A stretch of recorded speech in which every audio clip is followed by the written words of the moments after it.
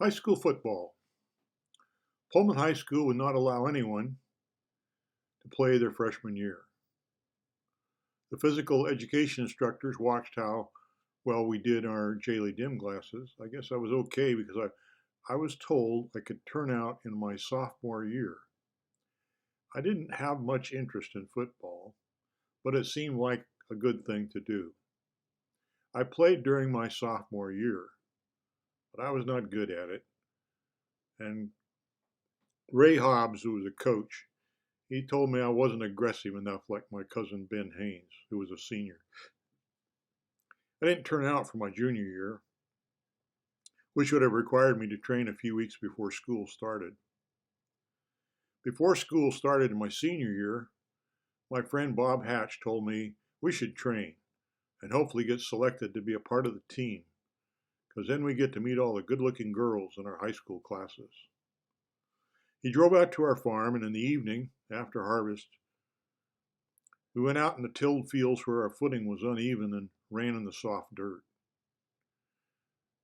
We showed up one evening before school and met everybody else who wanted to play, and damn it, I made it and Bob did not.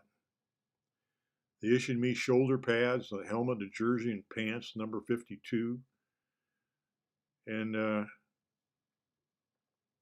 had to provide my own cup guard for my penis and balls. And they did not give me shoes.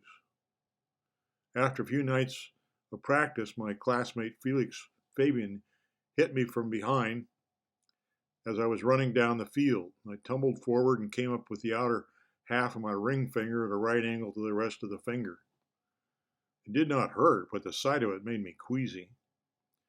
I walked over to Coach Hobbs, who was already chewing out Felix, saying if he did that in a game, our team would be penalized 15 yards.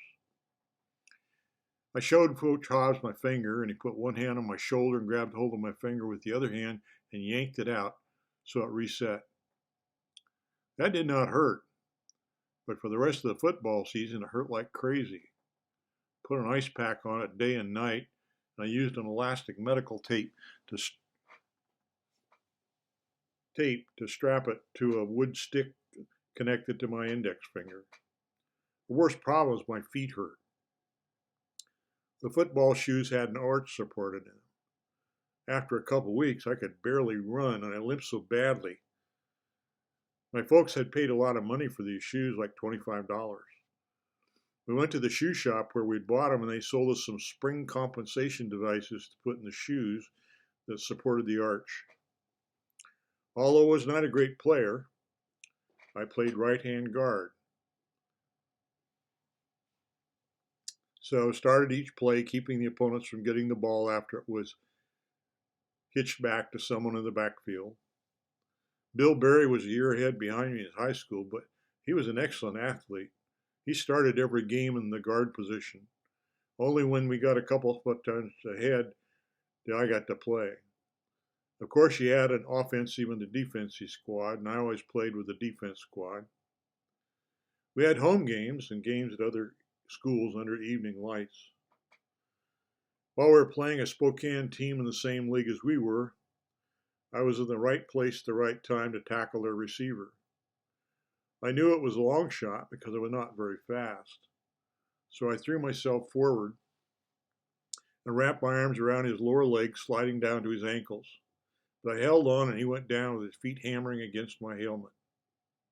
I suffered a concussion. They brought a stretcher out and hauled me off the field. I woke up on the stretcher on the sidelines near the rest of our team. The coach praised my effort, but he did not let me play the rest of the game, which, as I recall, we won. My father was pretty happy with my effort, as he had played football in the Navy. He said playing sports representing your ship got you some great food.